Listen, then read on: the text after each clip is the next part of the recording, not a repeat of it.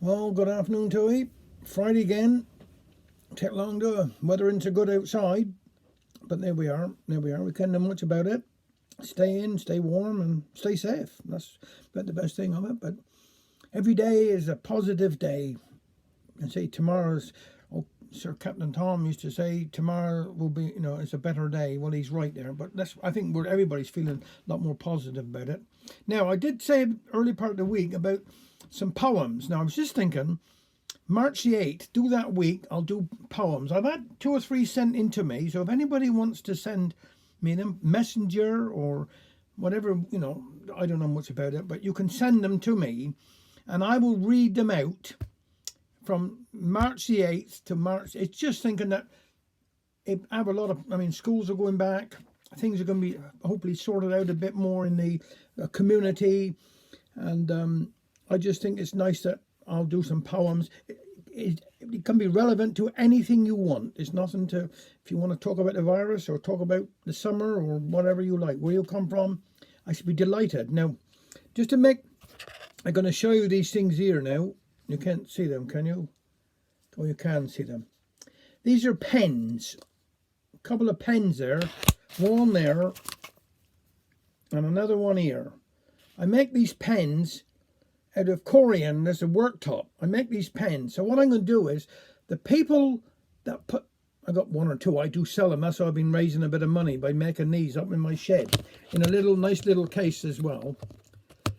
For people that send me in some poems, and then I put them in a little case with a little cover on them. And what I thought was, I take all your names, and at the end of that week, I put them in a bucket, not in the names, but put all your names and draw them out. And there's two pens there as prizes for saying thank you for your poem. So if I were you, get right on. You'll be able to use these pens hopefully somebody, but if you can send some poems in to me, be delighted. So I got some here I've already printed off, but I shall start on March the 8th. Right, I better get on. Herbert Lean one here today. Oh, this is about jumble sales. Everybody noticed when people start coosting, they go from one thing to another like a bee buzzing on a summer day. I don't hold with jumble sales, says Feather. You to buy what you don't want, 'cause somebody else don't want it. Well, I do call it a very good way to make money, says Mother. Sides, you'd only give things you don't want. Eh, said Richard Nenny, but you aren't allowed to try things on. What about Boy Willie at the last jumble sale? He bought a suit, gove £half-a-crown for him, and when he put it on, 'twas so big that every time he turned round, the old suit would stop still. First time I'd ever knowed he took in, remarked Feather. No, he wouldn't. I dunno. The woman on the stall was putting the teckens in the coat pocket, and then she sold the suit. She never found out where she put the money. Now, I'll tell you a good one, said Mother. Now, Mrs. Maroon, nicknamed after her coat, had a bright red coat, as everybody dunno. Wore on everywhere for years, she did, and when she was coming down the road, you always knowed who 'twas. In the end, she got tired of this coat and gove it to the jumble sale.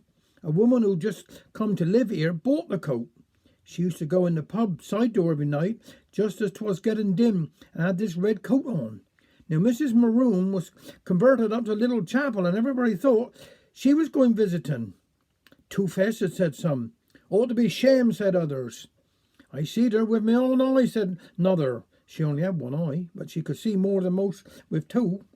I suppose she'd be wearing that coat still if she didn't put it on out in the line to dry, and a donkey ate part of 'em. I was up in the last jumble sale church, said Uncle Matty. Things was a bit slow first going off. Nobody wanted to buy nothing, so in comes the church warden and asked how they was getting on. Haven't sold a thing, was the answer. You must make 'em buy. Put more life into it. Let's see, I'll show you. So he got behind one of the stalls and started shouting and making fun. Wasn't long before there was crowds round his stall, everybody laughing and buying something. He sold some curtains that had been left over from the last sale. Said you could see through them, but the neighbours couldn't see in. He couldn't serve quick enough, so he took off his coat and shouted louder. When everything was sold on his stall, he turned round to put on his coat and said, "That's the way to do it. Anybody had seen my coat?" He had sold that too, and never seen him from that day to this. Down at the fair the same time was a man raffling 3 fowls, and he wanted me to have a chance. I didn't want to. I said I didn't have no money. I only want one more chance. Shall I put your name, he whispered, to get rid of him? I said, yes. Well, I didn't see him for weeks, and when I did ask him who had the fowls, well, my missus, she's very lucky. She had the first one, and I had the second. I thought you said there was 3, says I. Who had the third? My little maid. Wasn't she lucky? Let's see. Says I. You didn't have my shilling, did he? No, was the reply. So I was lucky too. So long. Second hand didn't much go. 'Tis better to have new, even if you got paying instalments, said mother. Ain't gonna be no instalments in this house, said father. A man walked into a shop and said, I come to pay the last instalment on a baby's pram. I suppose the baby can walk off now, said the shopkeeper as he was writing the receipt. Yes, replied the customer. I'm the baby the pram was bought for. Poke up the fire, father, and put the kettle on, said mother. And we had her in the cupboard. Just do another one, quick one here now, by Ken Gill. Postman. Postman, postman, why don't you call? Why no letters shoved through the hole? That's there in my door, with precisely that aim. Why not even one, bearing my name? Postman, postman, why pass me by? She said she would write, the same as I. I've written to her time again. But why keep passing my door? Why keep bringing me pain? Postman, postman, did I hear you stop? Did the flap on the letterbox lift and drop? Bless you, postman. You did, just that. See, there's a letter upon the mat. A letter, a letter, a letter at last. Gone is the misery of days that are past. But wait, what's this? Be quiet, heart. Cease the silly fluttering. Can't you hear the obscenities that I am muttering? The dream is over. We must face the facts. This is no love letter. It's bloody income tax. Thanks very much. And if the Lord spare me, see you all on Monday. Take care.